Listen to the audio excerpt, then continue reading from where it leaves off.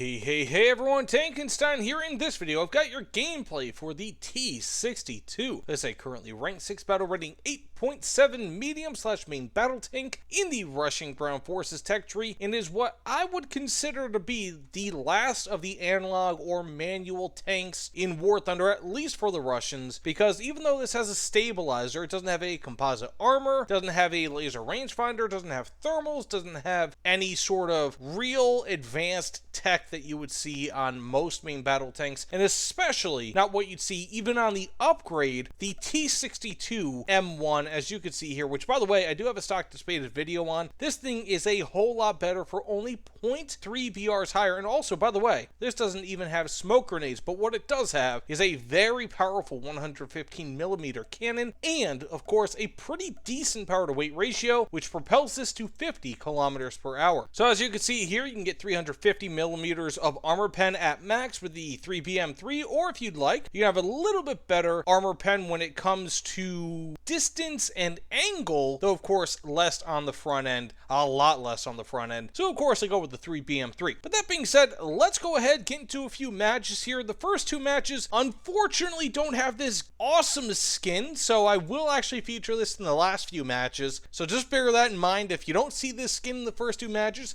it's because I realized, or I didn't realize, I had this skin in the first place. This is honestly one of the coolest skins I've ever seen, and quite honestly, the reason why I have it is because of you guys. As a content creator, Gaijin gives us skins sometimes, and I guess this was one of the new ones that they added. So as I said, let's get into a few matches, have a good time, and yeah, have a great time with the last analog tank. I don't know about you guys, but the T-62 kind of feels like a naked version of the T-62 M1, right?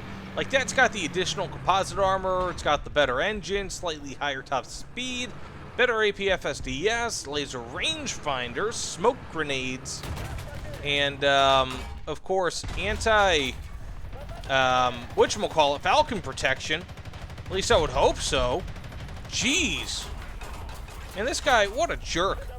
Okay, anyways, as I was saying, but that's also one of the great things, actually, about this vehicle in particular, the T-62, or really any of the Russian MBTs, is that, for example, this doesn't have a laser rangefinder, but this thing has 1,615 meters per second of muzzle velocity, which, in my opinion, is fantastic, and makes it so you don't really need that laser rangefinder all too much. Okay, we have ourselves another guy, and there we go again. No need for that laser rangefinder, because why would I? I mean, that's like one of the things, though. This thing has, I would say, around 150 to 200 meters per second faster than similar BR APF SDS, which is just magnificent in my opinion. I know we have an enemy there, some sort of an SPAA, possibly a Gepard. I always used to call them Gepard, but then people used to say Gepard, so I don't really know. Oh, it's a Veek. But not too bad. We are just getting kind of into the soft underbelly of the enemy here, though. Looks like we've already pretty much wiped them off the face of the earth, so there's not really all too much left but scraps. You know what's kind of funny about this thing? Because it's so basic for like an 8.7 BR vehicle, right? Like, it doesn't have a laser rangefinder. I mean, it's got night vision, sure, but it doesn't have a top-mounted HMG, it doesn't have an ATGM, all these things, right? Which is something that some 8.7 BR Soviet vehicles at least currently have. And so this is almost more similar to like a buffed-up T-55A than anything else, and as such, I'm going to henceforth, if I remember to do so, refer to this as the T-55A+, because, I mean, who doesn't like having a better grade? Now, that said, we do have some enemies over here. Gonna go all Kermit the Frog on them. Got the T-95E1. That is a nice kill.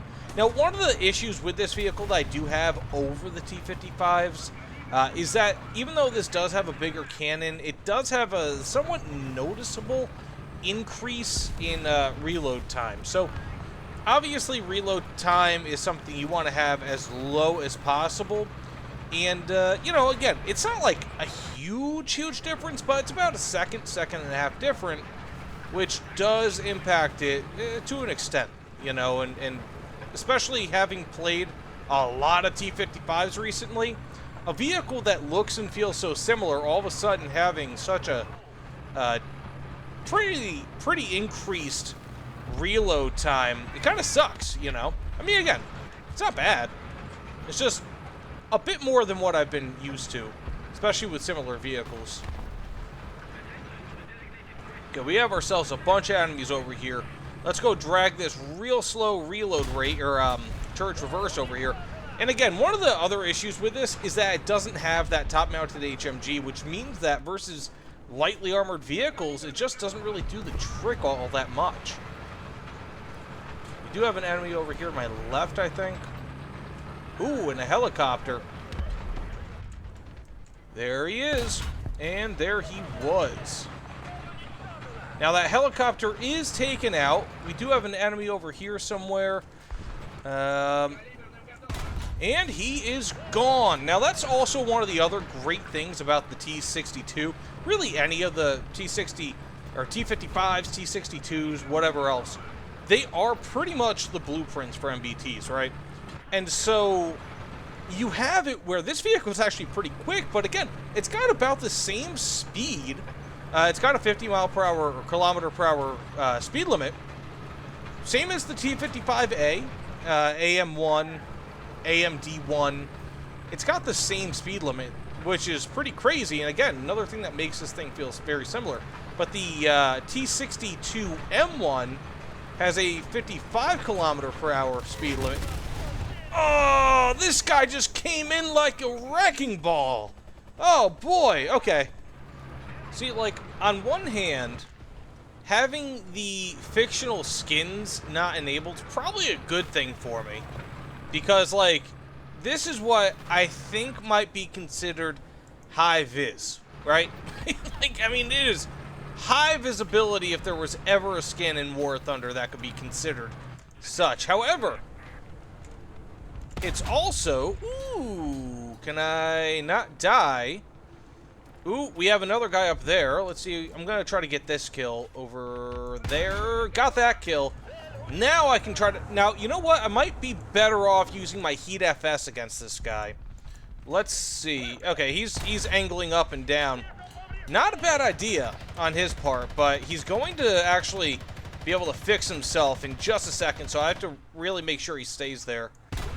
There we go. Got the commander and cannon breach. Heat FS is oftentimes better versus those highly angled targets, kind of like this Stridswagen, Hinga-Dinga-Durgan, who now can't really do all too much versus me. So let's go ahead and just get a little closer, and that's actually, so I do actually have an entire series on like weak spots and all that, but the Stridswagen is one of those tanks that I've just never been all that great with killing, the S-tank, so to speak. So hopefully I can get the kill. Nah, probably not. As you guys might be able... Oh, whoa. As you guys might know, they can survive with one crew member manning the helm. I deserve that kill. Thank you. But it is a little bit difficult to go. I mean, like, in some instances, Heat FS kind of, like, grips in a little bit better. That might be a way to put it. I don't know if that's the best way to put it. But they do grip in a bit better versus highly angled targets like the wedge tank, the S-tank, the Stridswagen 103, I think, is it? Got the kill. That is actually kind of amazing right there. I was not expecting to get that kill because I barely saw him. Barely. He was probably, because I was a Leopard 1, he was probably waiting for his gun to kind of even out and then fire on me, but I got the upper hand because I have a stabilizer, which, again, that's one of the great things about so many of these Russian tanks. There's another guy over there. He knows I'm here. It's one of the great things with these Russian tanks is that they don't really need a laser rangefinder. Stabilizer and all that is totally fine. So this guy definitely knows where I am. There he is. And there he was. Okay, time to get away from their base. If you guys don't know, I'm not really a big fan of just kind of hanging out around enemy bases. sometimes when you see somebody who's just off the base, you're like, you know what? He's kind of a threat. May as well go for him. But, you know, for the most part, if I can avoid it, I avoid it. There's no point in spawn camping. Spawn camping just kills the overall feel of the game. It really makes it much less competitive. And, you know, it's one of the cheaper ways to make people rage quit. I love making people rage quit, but spawn camping is not the way. You ever just see a helicopter flying low, even if it's on your team, and you just instinctively aim your aiming reticle at them, and you just think to yourself, man, if I shoot this guy down, it'll feel just like shooting down an enemy helicopter. But you don't. But you don't. Intrusive thoughts. There he is. There's the old guy. Got the radiator and engine. We can go finish him off here. I'm sure the XM803 is going to be fine doing that. I don't know how it is that we haven't gotten this kill quite yet, but we'll get it eventually. Oh, wait. Wait a second. Okay, there's someone else here? I'm not quite sure what's going on, but it's not good.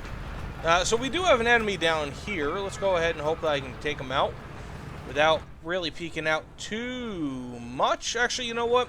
Let's go ahead and be fine with that decap for now. Go ahead, back cap it later. Not a big deal, because we have a more imminent threat coming over, which is obviously a big deal. And it's a TAM! Oh, I love the TAMs. Have I ever told you guys that? How I love just killing TAMs? It's kind of my thing. I wouldn't really say so much specialty, but TAMs are, they're just like little unarmored blowy-uppy boxes, you know? And there's something about that that just makes me feel all warm inside. You know, I may have misspoken before. This vehicle is not faster than the T-55 AM1. I think I may have said something about that earlier in this video. But it's not faster than the AM1 or the AMD1. It does have a slightly worse power to weight ratio, and the chassis really doesn't do enough to make up for it. However, it's still kind of quick. It's just like going uphill from a dead stop really sucks. Hopefully that stop doesn't go after me. Isn't that something you never would mention in real life? Oh man, I hope that Saab doesn't chase me down. I guess nowadays it'd be like Polestar. Anyways, we have ourselves some people. I love going behind these people, because then you have like a higher chance of success at that point, although I'm not really feeling all too good about this one. Tankenstein pro tip. If you want to go and cap a base, and you know that was just capped, take out the enemy player beforehand, and then go ahead and cap it. I think he's somewhere right here. Ooh, it's a TAM! Ooh! I'm getting lucky here, but yeah, you always want to kill the enemy player before you take the base, or at least decap it, because at the end of the day, if they're still around, and you're focused on capping the base, then they'll be focused on killing you, and then capping the base. We have ourselves an enemy over here, directly on the other side of this wall, and he didn't kill me. Lucky me. Okay, hopefully I can survive this. This guy's gonna be pissed if he wakes up in the morning. But I'm gonna be able to get the kill, and there we go. How unlucky of him to have shot. Well, actually, you know what? That's not so much on, like, bad luck. That's on him. I'm gonna pin that one on him more so than just bad luck. Because, like, at the end of the day, I don't know. Anyways, not too bad. 5 kills, 2 bases capped. That's enough gameplay for me from this thing. So, I mean, I look at gameplay, I look at matches. Ultimately, the way I look at matches is that if you do well, you get kills, you get assists, and you get base caps. If you get a whole bunch of kills, but you have no base caps, no assists, yeah, I mean, it still helps your team win, but really, all 3 of these combined, that's what matters. Not just kills, but everything else, and then you'll do well. Wins and success in War Thunder will surely follow. But either way, thanks so much for watching. If you don't mind, please let me know what you guys think in the comments below. But again, thanks so much, and I'll see you all on the other side. Take care, everyone.